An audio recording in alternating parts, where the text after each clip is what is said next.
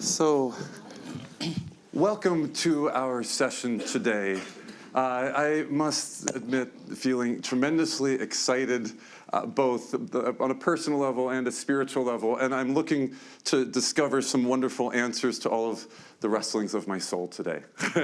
Our world right now feels fractured. We're seeing a rise in nationalism. We're seeing divisiveness around political discourse at the societal levels. We're seeing difficult conversations, a sense of tribalism emerging in many parts of the world. The question of today, what is the role of faith in helping us heal those wounds, heal the fractures that many societies are experiencing right now? And we have the wonderful opportunity today to hear from really some of the world's leading experts and faith leaders who are going to hopefully, certainly share some insights into that domain. So let me start by just introducing in alphabetical order our distinguished discussants for today. So first, we have Ms. Bonnie Dougal of the Baha'i International Community, and she's the principal representative to the UN. Second, we have Ms. Cristiana Figueres, who is convener of Mission 2020 and former executive secretary of the UN Convention on Climate Change. We also have Dr. Brian Grimm, who is president of the Religious Freedom and Business Foundation. Sheikh Hamza Yusuf Hansen, who's president of Zaytuna College and vice president of the Forum for Promoting Peace. And we also have with us His Eminence, Cardinal Peter Kodwo Turkson, who's of the Dicastery for Promoting Integral Human Development at the Vatican.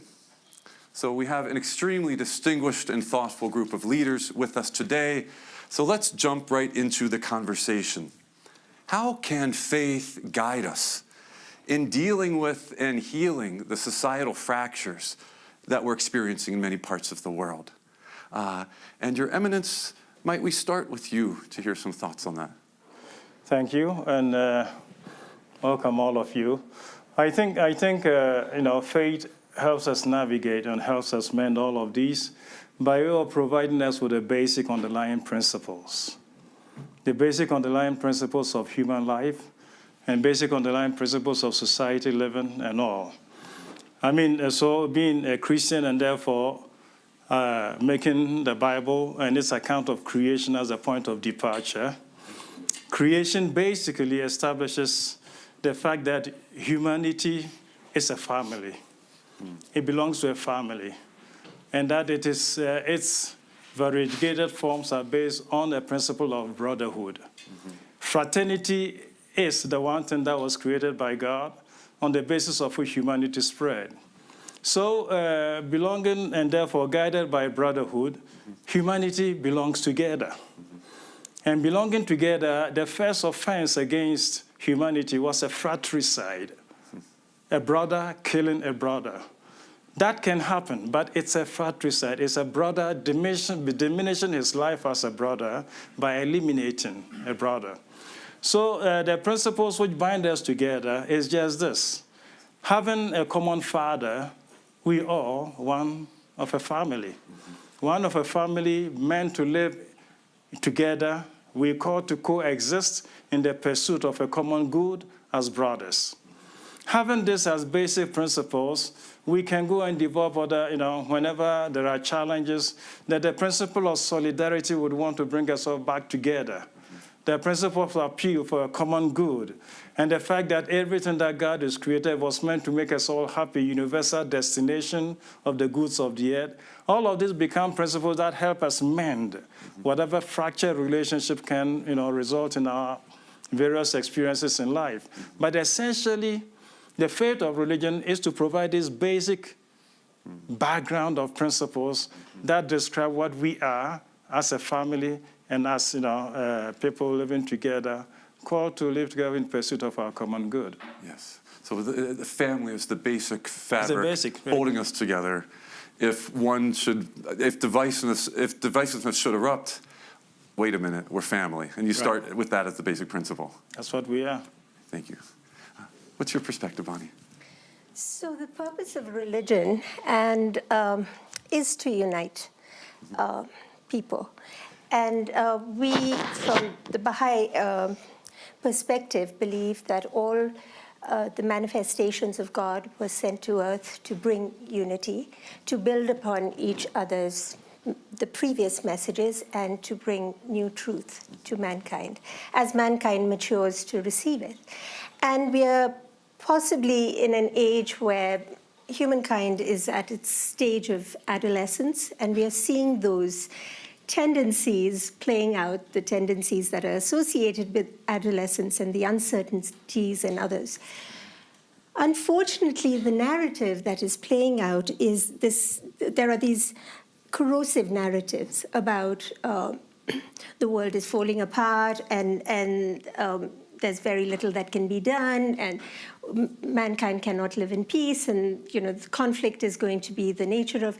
And I think as the different religions and the faith groups and those that believe are really the ones that can bring about this sense of unity and a better understanding of what is the purpose of faith, what is the purpose of religion. The true nature of religion is to unite and to inspire their congregants, the individuals they work with, to rise to that higher level and to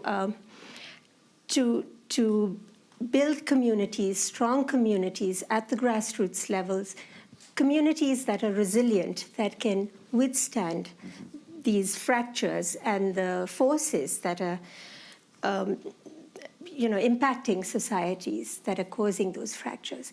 We also believe in the equality, and I think all religions speak of equality, but I think that equality has to be at all levels. The equality of women and men is a very important principle for us, and until we can realize that and advance the role of girls alongside that of boys, we will not have the united, the strong community that's required to mend those fractures.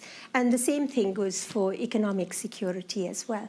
So this magic doesn't happen just automatically, just by saying that there's religion or faith in a community. We have to work, and we have to think very critically as to what are the structures that need to be re-examined. Because often we hear people say, oh, if only we were to educate the people. But I think some of the educational systems themselves are flawed and need re-examination. And again, we've heard it from world leaders just a little while ago, but others as well throughout the forum. The role of the media is one that we need to examine, and I think the media itself needs to do an examination as to the role it can provide alongside religious actors, because often it is religious media, too, that can sometimes perpetuate these narratives that I think we can overturn. Gotcha. So ultimately, it's, once again, looking at a set of values: unity, resilience in community, equality, and then looking at how those can be applied both at the personal level and at the structural level. Great, thank you. And let's turn next to Sheikh. All right, Bismillah. Well, the first thing I think it's important to, we talk about the terms like faith and often don't define them, and faith obviously has dictionary meanings. One of them is just belief without any proof. And there's a lot of people that's how they view faith. In fact, a lot of skeptics and secularists think the people of faith are simply, they just have no proof and they're believing and it's irrational. But there's also reasonable faith, and I think most of our traditions actually are founded in reasonable faith. Everybody this morning got up with reasonable faith that they were going to make it to the Congress Center. We got on airplanes with reasonable faith that that pilot knew what he was doing, that Boeing knew what they were doing when they put it together. Basically, everything we're doing is faithful. I mean, we have immense faith. We had faith in our teachers when they told us that 5 times 5 is 25. We have faith in Klaus Schwab that he's a good organizer and this thing's all going to work out. So faith is just part of life. reasonable faith, there's a lot of unreasonable people. It's probably wise maybe to ask your spouse where you fare on that. But faith is just part of life, and how we bring faith into a type of reasonableness. Yes. In terms of healing the world has always been fractured. The Jewish tradition has tikkun olam, which is the idea of healing a fractured world.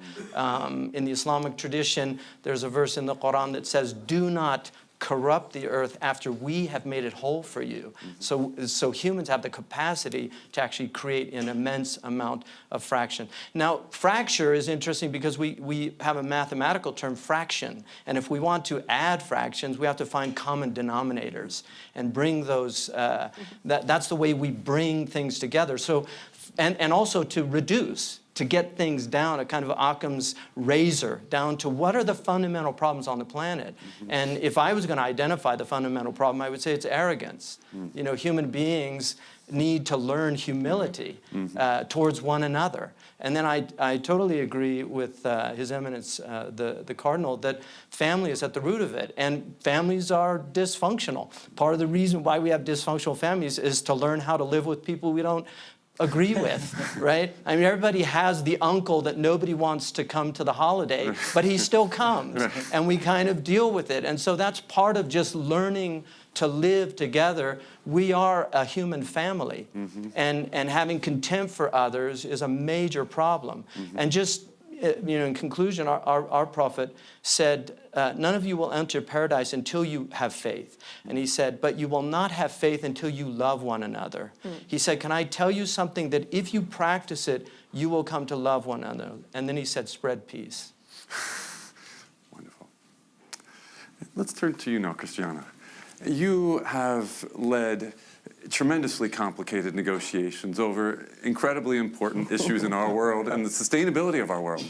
How does faith fit into the work you do?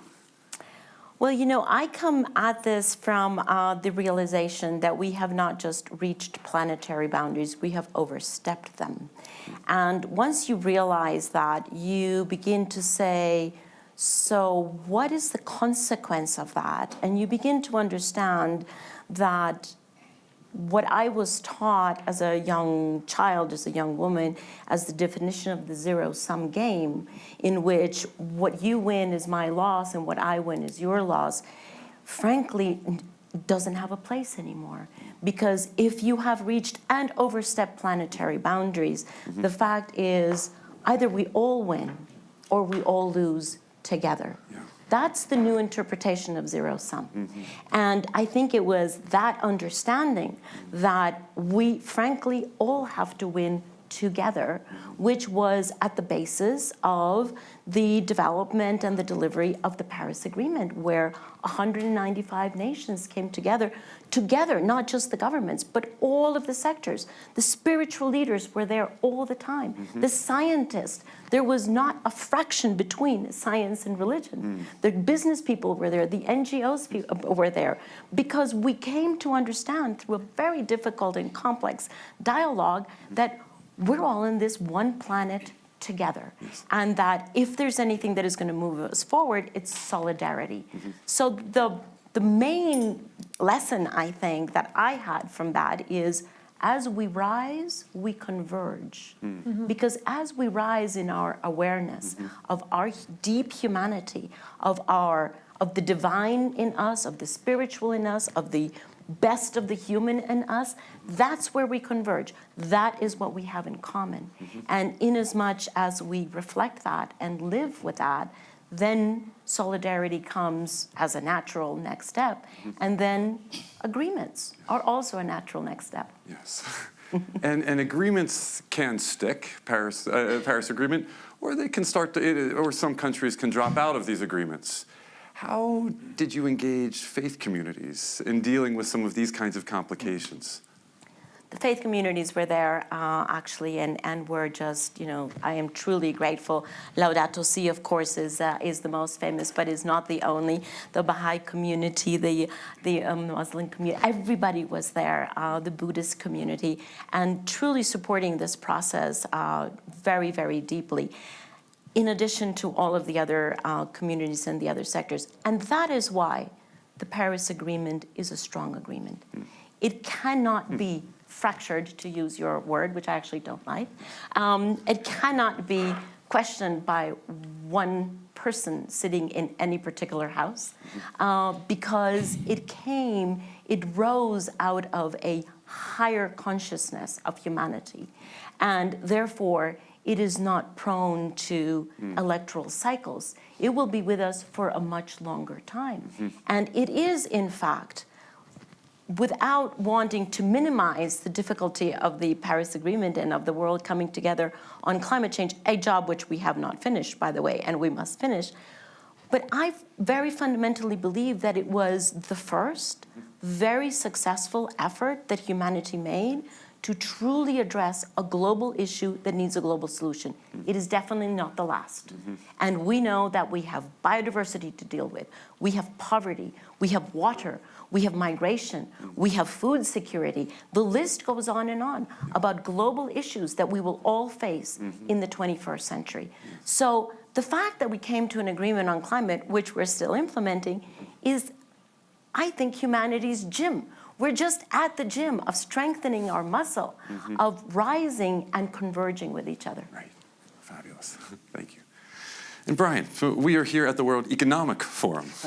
Yes. In other words, there is a business perspective to faith as well, or there's at least some relationship between the two. Can you help us understand more about that? Yeah, so the connection between faith and the economy is that when people give each other freedom, religious freedom, to be who they are, and you respect the other person to be who they are, that creates a society that's good for sustainable business. And when you don't have that condition, you have a conflict economy. Right. So it's a very clear connection. And so there's a connection between religious freedom in society and business. I'll give one example.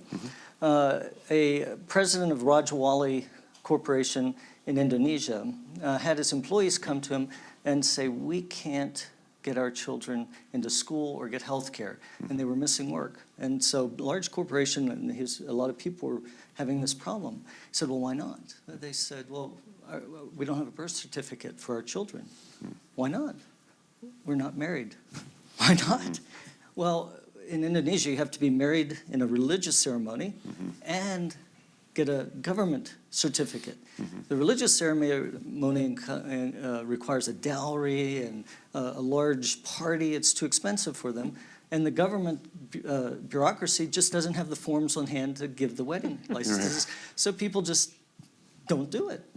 But they can't get the birth certificate. Their children can't get schooling or health care. So he said, let's do something about it. And he's a Catholic in a Muslim-majority country. And he had the freedom to contact the Muslim leaders, the Buddhist leaders, the Hindu leaders, Christian leaders, bring them all together and have a mass wedding for thousands of couples. And they had a big party, business paid for it. And then the government made sure the bureaucrats were there to stamp the papers. And he's done this 3 times, marrying 5,000 couples at a time. And now the government has said, we have a problem. He estimates there's 40 million children in Indonesia without a birth certificate. So that's the connection. So imagine the economic drain there is on society when the kids can't get educated and they can't get health care. And then when you have the freedom, see, I think of religious freedom as the freedom to do good, setting your faith impulses free and giving that space to do good in society. And that's exactly what Y.W. Junardi did in Indonesia. Right. Great. Let's go a step deeper. And individuals have divisions within us, as the Sheikh pointed out a bit earlier before we came on stage. But institutions do as well. And each of the institutions represented here in this room, as with any religious institution, can have points of division. And these institutions have indeed withstood the test of time. Right. How do your institutions, and I'm curious, 3 of you, and then perhaps your reflections as well, how do your institutions understand conflict and division? How do they deal with it in ways that really get to the heart of it, keeping consistent perhaps with the kinds of ideas we've been talking about, unity, walking the faith, consistently, family. How does the family deal with conflict? Might we start with you once again, Your Eminence? Yes, the beginning statement I made, seeking to establish the basis, kind of the basis, the foundations, incidentally also becomes the appeal for motivation. Okay, because of what we are, when we get into a situation we want to settle this, we appeal to that. That's what we did in Davos.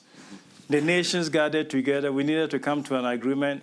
And what is the thing that drives us to want to come to an agreement? Because essentially, we belong to the one family. And the earth is our common home. This becomes a motivation. So what was a principle of our origins in difficult times or in times of need also becomes a motivating factor. That drives us to a solution. The thing about division, again, in the light of the principles that I was talking about, foundations, it also belongs to the stuff that this story about creation that we read in Genesis very soon talks about the entrance of sin. Okay, it talks about sin entering the situation, which ruptures relationship. First between man and God, between man and man, Adam and Eve, the man and the woman, and then between even humanity and the earth, which is supposed to sustain its life. So this reality we call sin is the source of fracturing. This manifests itself in the lives of individuals. He talked about arrogance, but that's not the only manifestation of the sinfulness in the lives of the human person. So sinfulness becomes a big factor and leads to ruptures and ruptures and ruptures. And if we're going to stay beyond this, our tradition will call for a conversion. They need to recognize what this does to our lives, and they need to want to repair this and step beyond this. Okay, so our traditions, yes, they do know of this. So in the Catholic Church, we know, for the most current division or fracture, and which very many of you in this room would be knowledgeable about, is that about Protestantism and Catholicism. Okay, when under Martin Luther, there was a fracture. Okay, we had the Protestant church, and then within the Protestant church, the fracturing continued. So there's a Methodist, there's the Anglican, there's a Presbyterian. So the fracture is a process that goes on and on and on. How do we deal with that? Once this manifestation of sin is taking place to break us all up, the only way we can deal with it is by dialoguing. Through dialogue, recognizing and establish their common roots and fermentation, we have to still bring us together. So when we begin to dialogue, we recognize what we may all have done wrong, and then be open to ask for pardon for each other and begin to get reconciled where we have hurt each other. It is in this process that we begin to heal relationship and begin to fashion unity and our common lives together again. Thank you. Well, I would agree. Superbia, pride. Dante put it at the top, though. So at the Mount Purgatorio. I would say that the human being we're a triune creature. We have a reptilian stem in evolutionary psychology. It's at the base. It's survival, fear, instincts. And then we have this midbrain, which we share with dogs, have emotions. We've got dogs in America on Prozac because they get depressed in families that are kind of depressing. And then we have this neocortex, which is riding over these two. Now, in a traditional scheme, like Plato would have said, the whole purpose is for that rational brain to control the irascible, the concupiscent, these lower selves. And if we look at this triune self, human beings do basically three things. We know things, we do things, and we make things. And this was the understanding. One of the things C.S. Lewis said that he lamented the loss of a holistic view of the world that the ancients had. The moderns have become fragmented because we fragmented knowing, doing, and making. And that's why we were meant to know the truth, we were meant to do the good, and we were meant to make the beautiful. And this is a holistic way of viewing the world. I don't think you can get a better definition than for happiness, which is what ultimately people apparently are all looking for. Happiness is the soul's conformity. It's the soul's activity and conformity with virtue. So all of our religious traditions are calling us to be virtuous. Last night we had an exercise where everybody was told to imagine the person most influencing in their lives, and then imagine a quality that defined that person. There were probably about 100 people in the room, maybe. Every single one of them gave a virtue, right? That was what they saw. They didn't say, oh, he went to Harvard and had a 4.0 degree, or he made $1 billion, or he invented a rocket that got us to Mars. It was compassion, humility, equanimity, love, wisdom. These are the things that really all of our societies have cultivated. And I think one of the things, we're the first human society that exploits the 7 cardinal sins. You know, other societies really saw that you need to help people get over these things. You know, we obey your thirst, you know, not control your thirst. Just do it, right? Within the institutions, and there are many, many institutions within Islam, but from your own perspective, how is conflict dealt with within the institution? I mean, obviously not very well right now, right? But conflict, you know, the Quran talks constantly about reconciliation. I mean, Mandela was successful because of the truth and reconciliation, the idea of bringing people together. And that is something I think that the Muslim world is grappling with. But when you look at the Muslim world today, what you're seeing is the absence of the practice of the principles of the Prophet. You're not seeing the practices. The Quran constantly says, do not go into sex, to love one another, to treat people, and all of humanity. We have a famous tradition. I've got 2 ayatollahs in the room, but we have a famous tradition from Ali that said that all of humanity can be divided into 2 types, either your fellow in religion or your peer in humanity. And the great poet Hafiz said, how would you treat others if you realized that you were all invited by the Creator to a banquet and each one was a guest? How would you treat them? You know, what right do we have to oppress other people or to denigrate or look down on other people? So institutions, we need to learn from our religions. The Catholic institution has been incredible in navigating modernity in many ways. It's survived intact for centuries. Pascal reminded us that governments don't last, and history proves that. We don't know how long these governments are going to last, but if history is any indication, they won't last forever.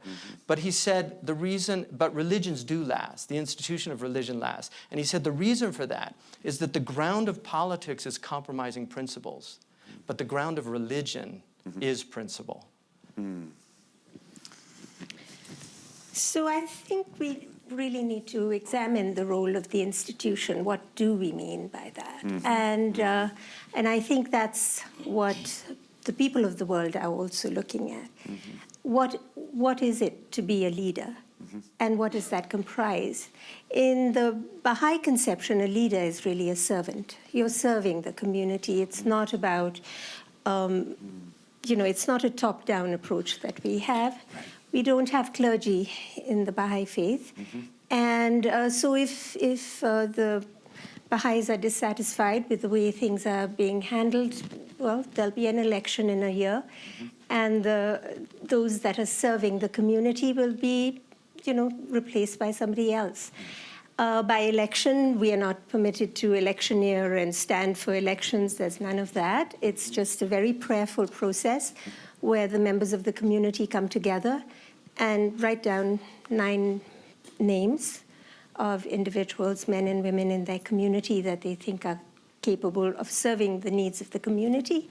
And then the ones that receive the most votes are the ones that are elected. And every 5 years, we have an international body that's elected too. So I think there's a great deal of importance on the role of institutions that Baha'is place. But we also believe that if religion in itself becomes the cause of disunity, it's better not to have that religion. Disunity, dissension, whatever. So, because again, as I'd mentioned earlier, the purpose of religion and the purpose of religious institutions is to help humankind advance. And that is what we should all be aspiring to do. Rather than moving backwards, we are moving forward and trying to bring about a better world, and as we have a better understanding, I mean, we're advancing in science, so too, why not in our conceptions of how to promote well-being for our communities. Right. And Christiana, could you share with us, is there any examples that come to mind of specific situations where you felt stuck, or you were dealing with a situation that was just, it felt somewhat intractable, and faith of some kind, whether the kind you were talking about that we're with every day, or faith of a deeper kind, helped to move that situation forward? Well, unfortunately or fortunately, there were many of those. Okay. But you see, I'm a trained anthropologist. And so for me, differences, I just thrive on differences. That is the beauty of this fantastic planet. And I think every time that I saw myself in a very difficult situation, I always reminded myself, I have a choice. And it's about making a choice. I can choose to see difficulties, whether it is the difference between me and someone else that I have in front of me, or whether I am witnessing and trying to bring two people together. There is always a choice about whether you see that difference of position, of economic interest, or anything else, whether you see that as leading to conflict, or whether you see that difference as actually leading to a fascinating exploration of the differences. And that's a choice. Right. That is the attitude that you bring toward what you are witnessing or what you are in the middle of. And frankly, it's a choice that we make almost every minute of the day, sometimes with huge consequences and sometimes with smaller consequences. But it is a constant choice. It is the attitude with which you see everything that is out there. If you see it as actually life is happening for me, to teach me something new that I didn't know, or is life happening against me? Right. So it's very much of a choice, and once you make the choice to be enriched by differences, to be enriched by challenges, then there is an unlimited number of lessons that can be learned, and your life is all the richer for it, not diminished by it in any case. Yes. So you have faith in humanity and a curiosity, deep curiosity that helps to move you forward in certain kinds of ways.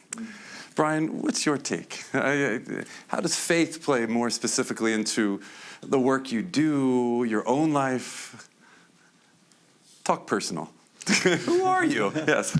No. So, well, I'm a quantitative sociologist. That's so perfect. You're just the one to interrogate them. I study religion as an economist would study society. Yeah. Now, I do that because I care about faith deeply, and I'm a Catholic and used to be a Baptist, and that's sort of what gets me interested in religious freedom. Yeah. I've exercised it in my own life. And so taking those skills and looking at religion, I did a study that looked at the socioeconomic contribution of faith in American society. This could be done in any country. And at the very basic level, we begin, not at the Vatican, which is a very, meaningful, important institution, but at the local congregation. And across the United States, there are nearly 400,000 local congregations of all faiths, Christian, Muslim, Jewish, all different faiths. And the study looked at what they do and what it's worth. So, how can you put an economic value in faith? Well, my daughter recently got married in a Center City church in Baltimore, and that started off with love, resulted in marriage.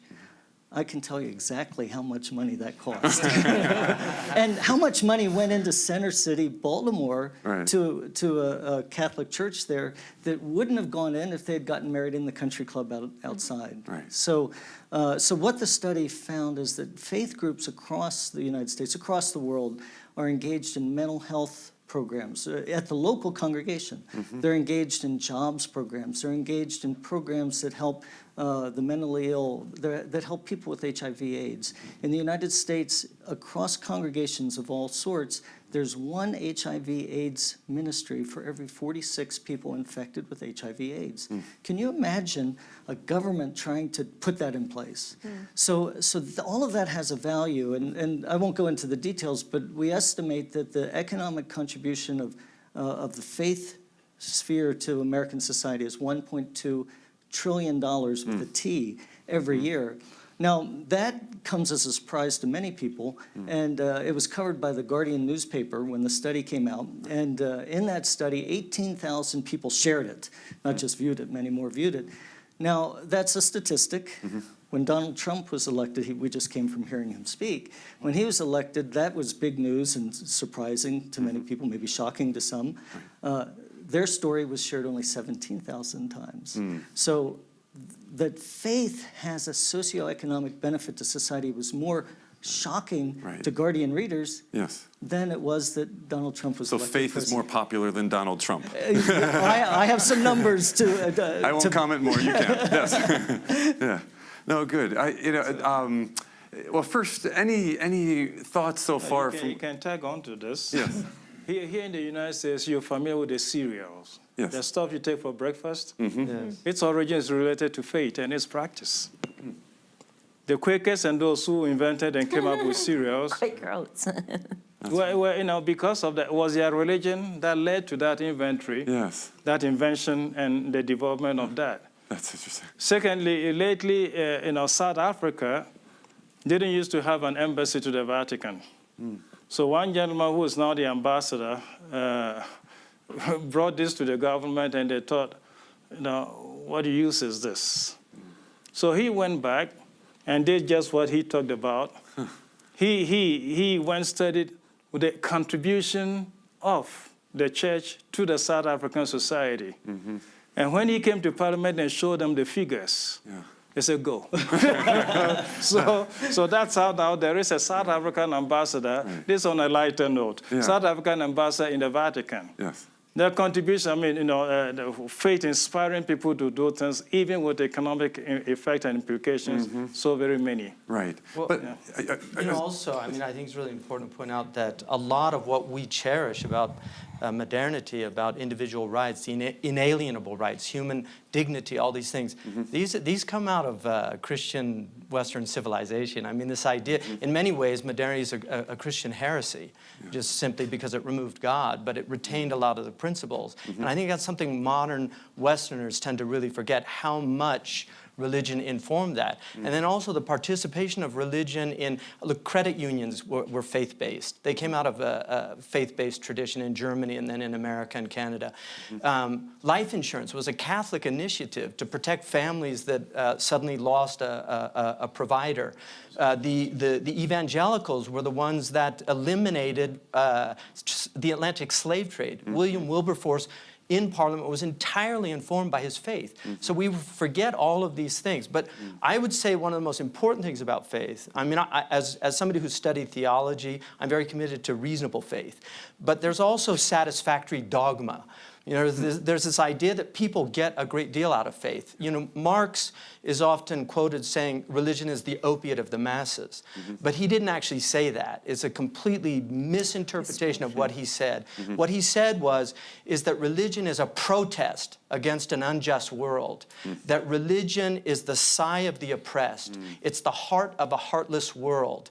It's the soul of soulless conditions. It is the opiate. It's the opium of the people. In other words, it numbs the pain of living in the world. Now, we have replaced religion with real opium. We have an opium crisis in America because people have such a hard time dealing with religion. Now, I think if Marx was writing today, he probably would not have said religion is the opiate of the masses. He would have said something like, Facebook is the heart of a heartless world. That Netflix is the opium of the people, right? Because we're in a different type of world. But I think faith, we forget how much faith enables people to navigate. I mean, Buddhism, the first truth of Buddhism is the world is suffering, right? And people forget that there is great suffering in the world, and religion has always been a source of solace for people. So Marx's idea was, look, instead of having religion, let's just get rid of the suffering in the world, which is a utopian idea that ended up killing millions of people. So faith has a practical component to it, and that may in fact be measurable. Yes. Christiana. I just wanted to add, if I'm assuming that we have to close very soon, that when we talk about faith in the fractured world, I think it's important to remember, although we have these three fantastically distinguished leaders of institutionalized religions, that when most people think about faith, the gamut is much broader. it is either those who are part of these institutionalized religions, and it goes all the way to people who feel that they are on a spiritual path of self-discovery that not necessarily is in any of the traditional religions. And I think that is equally as important. So I think we should keep in mind that this is, fortunately for all of us, a very, very wide gamut. And the wider we make it, the more inclusive it can be and the more healing it can bring. And I hear you saying, unity. How's this connect, Bonnie? How does that resonate with you? Very well, and that's something that we believe that young people are being. Again, we hear that young people are being alienated and they're turning away from organized religion, etc. However, I think what young people are yearning is a sense of purpose in life, and where there is, I think, Islamic Relief Worldwide, I've heard them talk about how their young people are doing a lot more in the field and going out and serving, and there's a lot of energy there. They may not be sitting in the mosques, and likewise with the churches and other communities as well. So I think there is this search, and we have to learn to be inclusive and reach out to everybody, because I think faith is a very deep, it's what makes us human. That's the distinction between the animal world and us, because we have the comprehension to understand. And I think it's really important that we be reaching out to everyone. In terms of unity, I have to throw out a quote at this point, and it's from the Baha'i writings. And the well-being of mankind, its peace and security are unattainable unless and until its unity is firmly established. And I think it is that sense of unity that we need to be inculcating in order to arrive at this peaceful world that everyone's looking to build. And our time is ticking. You were right. We have about 10 minutes left, and I really want to learn more. I could get lost in this conversation. We could go for hours, except everybody would have to leave. No, I think we all struggle in our own personal lives. This is being videocast as well. Every person watching this, we know, is a human being who has some pain, who has some suffering. So the divisiveness is very internal as much as it might be global as well.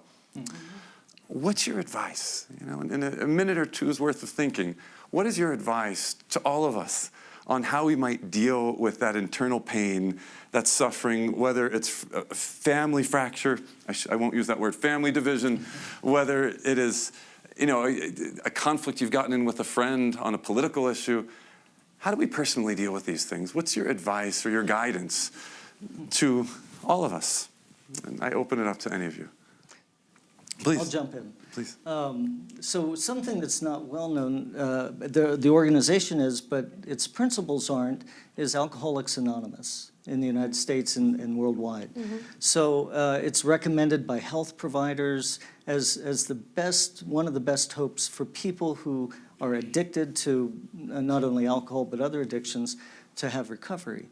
What's not well known is that of their 12-step principles, about 8 of them involve God. It's not a religious organization. I mean, it comes out of people with Christian experience, but they bring people in, and the first 3 steps are, recognizing you have a problem, and then recognizing there's somebody above who cares, God, whatever that is. And they don't let people go past those 3 steps. Later on it's reconciliation and getting your life back in order. But the very first step is, hi, I'm Jim, I'm an alcoholic. You probably have seen that in TV shows, or maybe some of you have been to an Alcoholics Anonymous meeting. So that is the beginning stage, is recognizing we've got a problem, and then faith has solutions that are missing from many other things. And people lose that. People often drop out of Alcoholics Anonymous. And I know some about this because my next quantitative study is studying the value of faith communities to addressing addiction and mental health issues. So I'm looking into this, and what they do is that they really understand that if you don't reconnect with each other and reconnect with God as you see him, and it might not even just be a spiritual force, like you were saying, it might not be an organized faith, but they begin there. So I think that there's faith is addressing a lot of problems, and many of us aren't aware of it. And I have to admit, till I started this study, I wasn't aware of how faith imbued Alcoholics Anonymous. So when we are struggling, when we feel lost, remember faith as a potential guiding source. Yes. Any of you, please. Yeah, I can Oops, jump. suddenly everybody. That was bad facilitation on my part. Yes. Please, Christiana. And yes, why don't we maybe go this direction?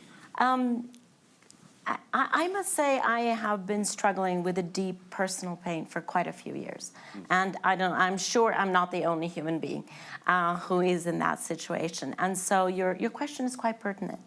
And for me, in my spiritual growth, which follows the teachings of Thich Nhat Hanh, the Buddhist master, what I have learned, or what I'm still trying to learn, because I have to relearn it about every minute of my life, is that those situations of pain that are present in our life are very fertile ground for learning, and that there never is a pain, there never is a difficulty that is present for us from which we cannot learn, if we choose to do so.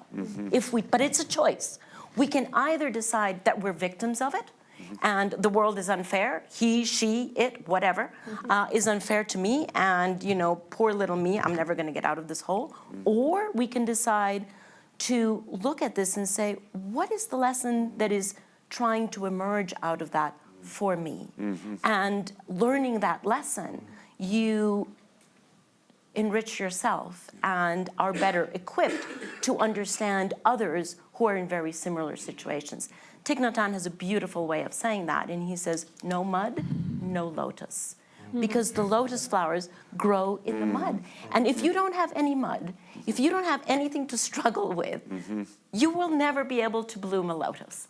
So, be grateful for the mud, because we can all harvest a lotus. Right. So suffer more today. Yes.